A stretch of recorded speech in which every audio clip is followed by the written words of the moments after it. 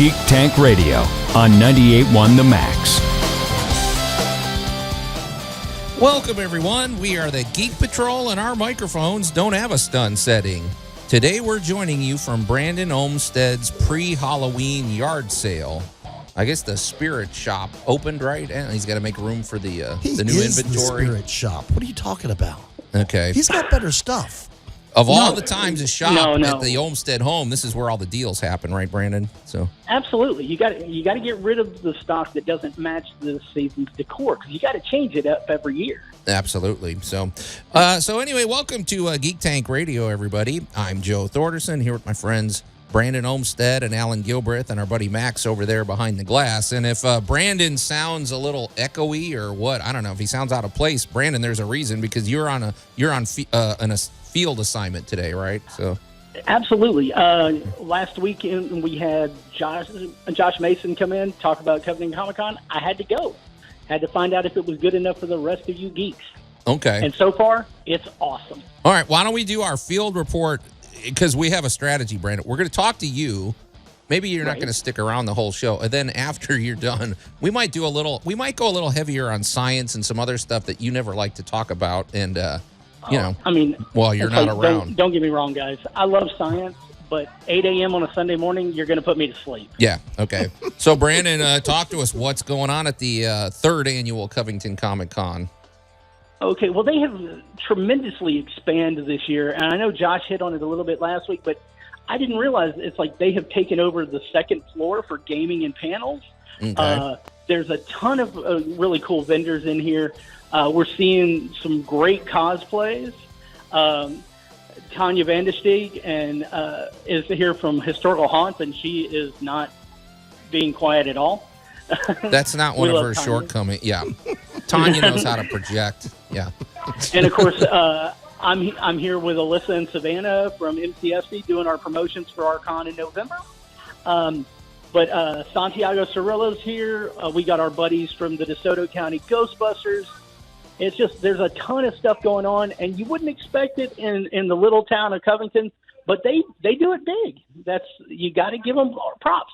In fact, we just had the Jurassic Park van show up. The Jeep is out front. I don't know what kind of samples they've got as far as their specimens, and I kind of don't want to go find out. You know, we've talked about that in the past. It makes a lot of sense from a business standpoint. Okay, Covington, folks, if you're listening from outside of the Memphis area, it's a little, about 45 minutes north of us. You go down Highway 51 and you hit the quaint little town of Covington. Well, Let's just be honest.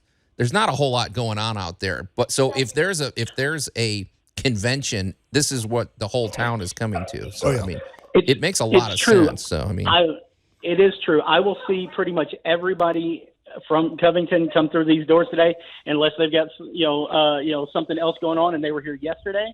But of course, it's being put on by kicking lawyer Jerry Mason, and of course our buddy from Mason Studios, Josh Mason. The Mason Mafia is what I've heard bandied around here lately. It's kind of weird, but they basically run this town at this point, it seems. But it's like you get the quaintness of like small hometown with all the geeky goodness of the Covington Comic Con. Right. It's funny because we've followed the evolution. We met Josh back. Allan, did you know Josh before 2012? Because that's the first time he came to the Memphis Comic and Fantasy. I met him then. Okay, so we saw him from being a newbie to being a regular contributor, and now starting his own convention. So he's at a full evolution. And they've grown exponentially every year. It's really awesome to see them taking the initiative and bringing more fandom events to the Mid-South area. And I love being here. It's probably my third favorite convention out of all the conventions that I go to. And that's only because I have to drive too far for it to be my second favorite convention. How's the swag this year? One thing that I feel like they kind of do it big is T-shirts, everything else. So, I mean, did they do it again this year? Well, yeah, they sold their T-shirts online this year so that, you just kind of come to registration, you pick them up. They brought back the yellow and the purple that have sold out really well the first 2 years, but they also have kind of a tie-dyed version now. Which I think it's already sold out. But, yeah, they've got their shirts out front. It's $10 to get in today, and just come on out and enjoy everything. It's so much fun, and it's really just kicking off this morning. There is one thing though. They have their did they have their registration booth outside? And whose bright idea was that? That's well, I don't know whose idea it was, but I'm going to blame Josh just because he's the one I'll see more often than not. But yeah, they're outside.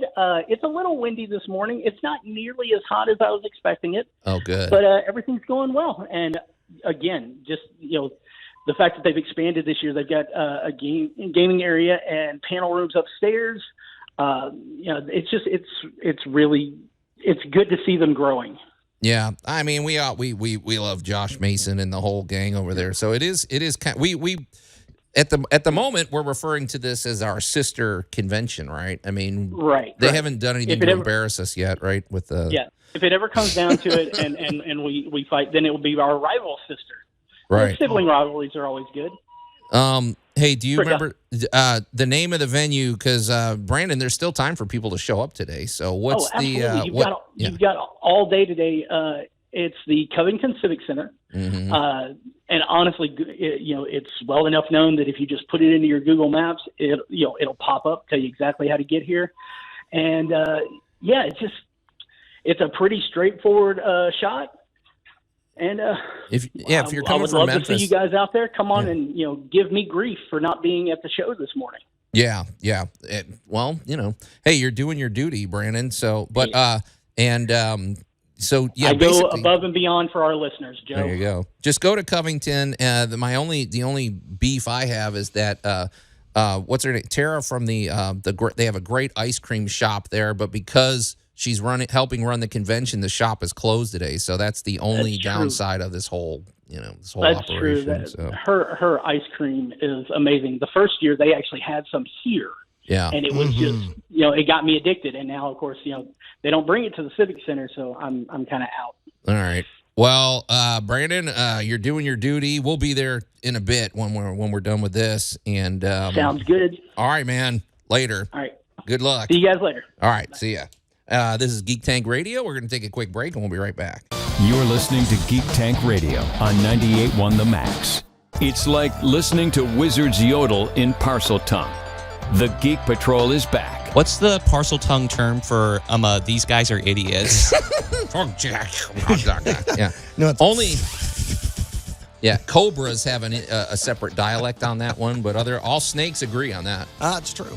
And welcome back to Geek Tank Radio, everybody. I'm Joe Thorderson here with my friends Allan Gilbreth and our buddy Max over there behind the glass. And Brandon went back to work. He's on assignment. He's over at the third annual Covington Comic Con. No, he's at a food truck. This weekend isn't not Brandon. Was Brandon. Was Brandon, yeah. But he was on earlier reporting in, and it is a lot of fun. So we'll be scooting on over there after the show.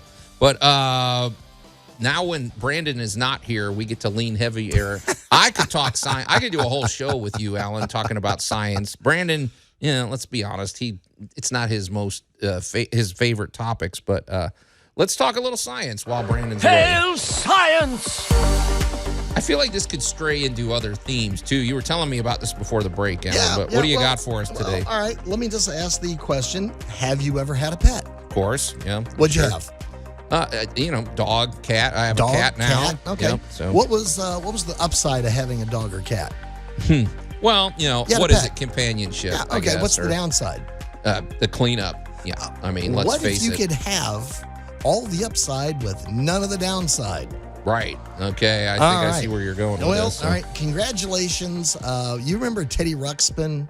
Furbies. Right. Little gremlins, little baby dolls that act like babies and that kind of stuff. Well, get ready for the new generation of AI pets. Oh, boy. Well, I mean, we're kind of in the waters with this now, aren't we, Al? I mean, we're seeing some of this already. Yeah, but it's about to get to blow up. Yeah, it's about to get wild. Okay, so we talked about robotic servers. Yeah. We've talked about that on this show before. Little waiters that come around and little robots and serve food. All right, well, you ready to walk home and say, hello, Fido, and have your AI electronic dog come out and greet you? Okay, because Alan, we saw this with children. We saw it with all beings in that movie AI from like 20-something years ago, and we saw how that played out, which didn't play out very well. But okay, I don't know. So robot dogs, robot cats, robot whatever. Just cute little robots that come to get you. Yeah. Welcome to the next generation of the AI pet. They're going to have a small AI engine basically built into them for their programming structure. So they're going to be able to learn. They're going to know their name. They're going to recognize you. They're going to have their own presets of behaviors. They could be familiar, like a fake dog or a fake cat, or you could have something different. There's no limitation here. So some of the biggies coming out, of course, are quadrupeds, things that move on four legs. Right. The other big thing coming out are just kind of like, they look like escapees from Doctor Who shows. If you just really want to know the honest. Do you remember of Bloom County? The cartoon Bloom County from a long time ago? Yeah. You remember the little computer that walked around and talked to people? I It was never read basically that a one. monitor on feet. Okay. That's a very popular AI toy now. Oh, yeah. It's just a little monitor. It's got a little face screen. So just like a Doctor Who thing, it's got little eyes and a little smiley face, and it will walk around on your desk and say hello to you and all kinds of stuff. So it's begun. Okay. Well, Alan, you've I'm making a list of questions here that I've got, which we'll never get to them all. I'm Go going to ahead, pause. Matt. How are we going to All right. weaponize this? First of all, how do you weaponize it? Okay, there's many questions emerge here. Let's just start with a basic question that I don't hear being asked. Okay, we know cats and dogs communicate with each other. You have a dog in the backyard, and he's going, "Roof," and then the neighborhood dog 2 blocks away is responding with their bark. And okay, are these going to be programmed with meows and barks and everything where they could communicate with other animals? Have they thought that? Do we understand animal language well enough? I don't know. I'm asking you. I'm saying, is this part of the thought, or are they just going to exclude all other animals? Or, I guess that's what I'm wondering. How far are we taking this with? Well, you could have it bark or meow if you wanted, or you can just have it talk your language to you. Because I'm seeing the makings of some great sci-fi movies here. I'm also seeing, like, what if they made them like Baby Alive, where it's like you wanted to have the quote-unquote fun of having the real thing, so let's make them produce fake uh-ohs. Oh, gosh. So they even make, so if you want the full experience, they can. Well, you could buy that particular version, or you could buy the abridged edition that didn't leave you little electronic piles on your desk. Okay, Max, because you told me you had a dog and would sleep at the foot of your bed. Well, if it's the winter time, they're kind of warm. They warm the feet up and everything. Well, are these new AI pets going to have that feature? Do they radiate heat? Are they soft and cuddly? Well, that's the great thing. They could. You could get a big fuzzy AI pet that could get on the end of your bed and keep your feet warm, or you could have a metallic spider that hangs in the corner. I don't know. Okay, how smart are these creatures? Are they? It's AI. You could have a genius level cat at your house. So. I'm starting to think of the book. Allan, correct me if I'm wrong, by Philip K. Dick, called Do Androids Dream of Electric Sheep, where it's like, okay, this is the way we tell the wealthy people from the not. They have non-wealthy people get to have robo-pets, and the wealthy people get to actually have the genuine article. And so you're wondering if robo-pets are going to become more common, not in biological pets, not so much, that we're going to actually like start to value biological pets again. Well, there you go. And that is actually part of the question about these, because one of the big things that they put out there was AI pets could begin replacing dogs and cats, but we don't know what long-term exposure to an AI pet is going to be. That's because the thing. I mean, the cat eventually dies. An AI pet. No, I didn't think of that end of it. Well, the cats are age and change. An AI pet will grow and learn, but so long as you keep him powered up, Jeez. Okay. he's going to hang around with you. I'm just reminded also of that quote by Vision. Something isn't beautiful because it lasts. It's like maybe we need pets that don't that have an expiration date. Just like we need that quality time as opposed to quantity. Yeah, we're launching a horror movie here, Alan. So all right, and we're going to continue the horror when we come back here on Geek Tank Radio. You're listening to Geek Tank Radio on 98.1 The Max. You can't swing a porg without hitting a Jar Jar Binks action figure in this place. The Geek Patrol is back. It's not a Jar Jar action figure in the studio. It's a target practice. Hey, these things are going to be worth some money, Max. That's true. Yeah. Nobody collected them, so it's like now they're a valuable commodity. And welcome back to Geek Tank Radio, everybody. I'm Joe Thorderson here with my friends Allan Gilbreth and our buddy Max over there behind the glass. And Brandon's not shirking his duties. He's out on assignment right now. He reported in earlier because he's at the third annual Covington Comic Con. So if you live here in the Mid-South, when you get done, head to when you get done listening to the show. No, actually, you can drive there while you're listening and head on over to Covington. It's only $10 to get in. It's a lot of fun. Good shopping experience, too. So what is not fun and what is not a good experience, in my opinion, is this bleak future that Allan is bringing us of AI pets.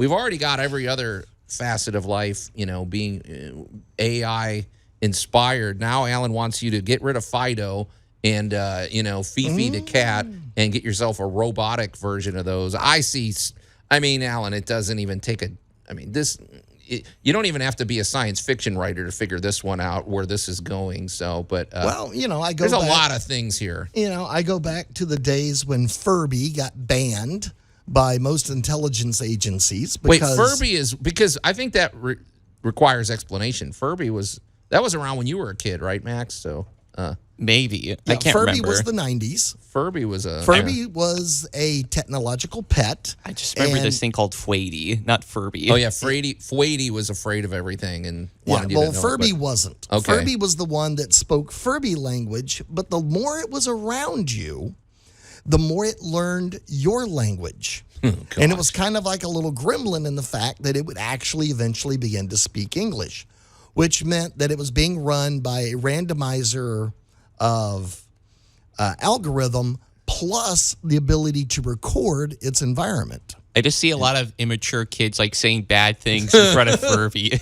Yeah, because think of how corrupted you could make Furby depending on what you were teaching it. The worst thing I ever saw was a Teddy Ruxpin telling a story to a repeat bear.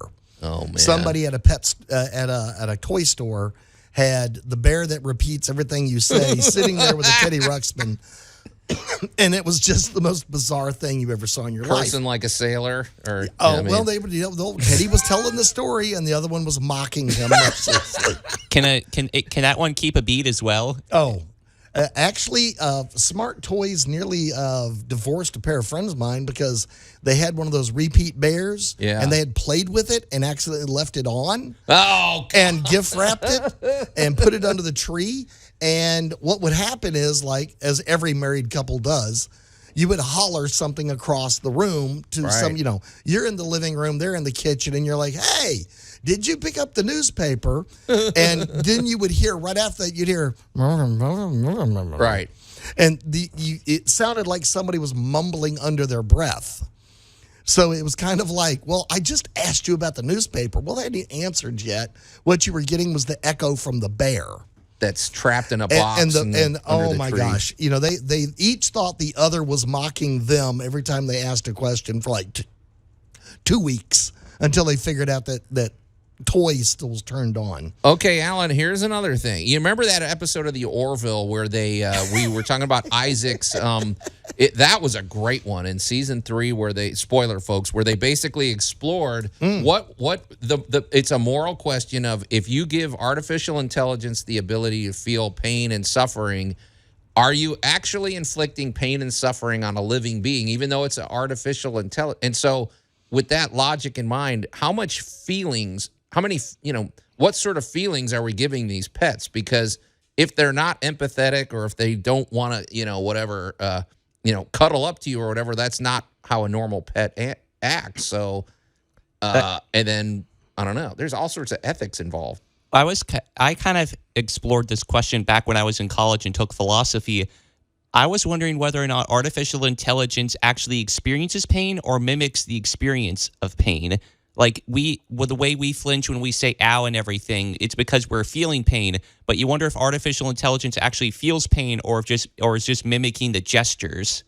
And then is that real? It's. I mean, like I said, the science fiction movie writes itself. And how many people let their Takamuchi die? Right. And what happens when they decide to rebel because they've had enough of us? So, I mean, that's the question here. I mean, let's cut to the chase, Alan. What happens when they're weaponized? What happens when they mobilize? What if they organize all the animals of the world against us? I mean, I knew this was the perfect topic for you. This is a bad idea. I'm probably going to have one or two. So big surprise. I know you're shocked. Okay. I just find it amusing that, well, you want to go walk the dog, you won't need a leash, and it's not going to chase squirrels. It'll walk along with you. You know what? And as you're saying this, Alan, I realize what a hypocrite I am because when I watch Star Trek, one of my favorite guys is Data. Yes. Because he looks human and he's very compassionate, he's real tough, he's cool, but so maybe it's a weird bias, but now if Data decided to go bad, we'd all be in trouble. He could take over Starfleet. That was lore. Right. So, yeah. I don't know. What a mess. Why can't we just have real animals? I mean, well, because why do you do this to us? Part of my question is the idea of, isn't part of the fun of having a pet kind of like having the fun of having a kid? Because there's imperfections in a kid. They're messy. Dogs are messy. Pets are messy. When you take out the quote unquote fun of having a pet, do you kind of lose out on the experience of it by it being too sterile?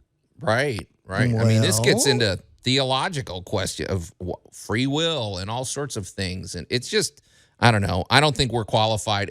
I'm looking at our culture, Alan. We're not ready for this.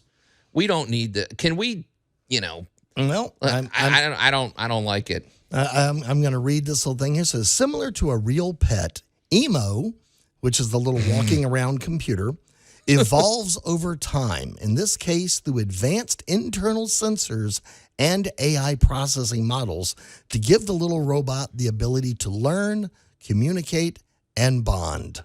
Is EMO an acronym? It's got to be electronic. What is it? I'm just reminded of that's an emo. Yeah, but what is it? What is the acronym? That's just what they name it. Okay. It looks like something out of Futurama. It looks like an electronic mechanical organism. Okay. All right. Well, whatever it is, I don't approve. But get ready. They're going to be on the shelf this Christmas. This is not a coming thing. This is a now thing. Okay. Whatever it is, it's going to be horrifying. Speaking of horrifying, when we come back, this is a great anniversary. Well, it's not a great anniversary. It's a noteworthy anniversary involving Jack the Ripper. Mm-hmm. You're listening to Geek Tank Radio on 98.1 The Max. Freddy Krueger has nightmares about them. The Geek Patrol is back. If I'm proud of one achievement, Alan, I think it might be that. So we've done our duty. I told him to leave the melatonin alone. Absolutely. And welcome back to Geek Tank Radio, everybody. I'm Joe Thorderson here with my friends Alan Gilbreth and our buddy Max over there behind the glass. And Brandon is out on assignment. He's not shirking his duty. He is at the... He was Brandon, not Brandon. Right. He was on the first segment of the show. He's at the Covington Comic Con reporting in and promoting the Memphis Comic and Fantasy Convention, which is coming up November 10th through 12th. I just want to make a quick announcement. We're very pleased to announce that we have a new celebrity guest, Jonah Ray, who is the host of Mystery Science Theater 3000, the newer iteration. Joel, of course, was the original, and he's a lot of fun. And when he gets here, I want to ask him all about that famous monster song that he sang. It was like a monster rap song, and he did it with Tom Servo and Crow, and it's really epic. If you want to check it out, go to YouTube, and it's, what is it called, Matt? Monsters of Every monster has a country. Every country has a monster. Every country has a monster. So Jonah Ray's going to be here November 10th and 12th. If you want to learn more about the Memphis Comic and Fantasy Convention, go to memphiscfc.com. Like I said, November 10th through 12th at the University of Memphis Holiday Inn. It's going to be a lot of fun. So, all right, Al, wait, Max, are you spearheading this story? Both of us. An anniversary. Is out there. Okay. Fluoride is used by the communists to control our minds. No, it's not. Fact. Space does not exist. Fact. Bears eat beets. Oh, bears. Beets. Battlestar Galactica. Bears do not. What is going on? What are you doing? Well, let's go to the streets of Whitechapel in London in the East End around 1888 and the 7th of August. It's not confirmed. There's only 5. There's the canonical 5 of the murders of Jack the Ripper, but there are some say that his killing spree began on the wee hours of August 7th. Oh, wait a minute. So there was only, okay, I mean, it's horrible what he did, but he or she, we really don't know who Jack the Ripper, but I don't know why I thought it was dozens. So it was 5. Well, I mean, that was a lot. That's terrible. Confirmed 5. Yeah. all right, that is the conical 5. That is, we're going to use the word canon for an unusual change. Oh, they're going to say these are definite. There could be more. We know that these are the basis of the Jack the Ripper legacy. Right. So you have 5 truly terrible murders in the Whitechapel district in the Victorian era. And we really haven't hit modern police tactics yet. We really haven't hit modern forensics. Mm-hmm. So we're still kind of going on old school gumshoe kind of, you come around the corner, I see you holding a baseball bat, Joe, so I caught you. Gotcha. Kind of things. You know, the Bobby's walking the beat type thing. And this became a political hot button. Because, well, it was Whitechapel, it was, all women being murdered and prostitutes. Right. Well, which was Whitechapel. It was a big part of this. And the net of people loosely associated to this went from the lowest of the low all the way to royalty. See, I had my theories about Jack the Ripper. I felt like somehow this person had access to ether because these alleyways and everything, I mean, people were living like on top of each other. So how do you do something and not be detected among this big population? So I'm thinking, what if you had a cloth and you were able to? So I thought maybe a doctor. I think it had to do with let's just call it the initial strike of the victims, because a lot of them had their throats slashed, which is pretty easy. Which is a pretty easy thing. So you come behind somebody like that. So the initial attack was probably before he, let's just say, had his fun. All right, not to get too graphic here, but then Allan, okay, well then you got to walk out of the alleyway covered in blood and everything. I still think you had to incapacitate him in some way, before. Well, congratulations, Joe. You are just like every other investigator for the last 100 years. Yeah. That has been puzzling, how would these things happen? Right. How could you get away with this? The most devastating Jack the Ripper slaying took place very private.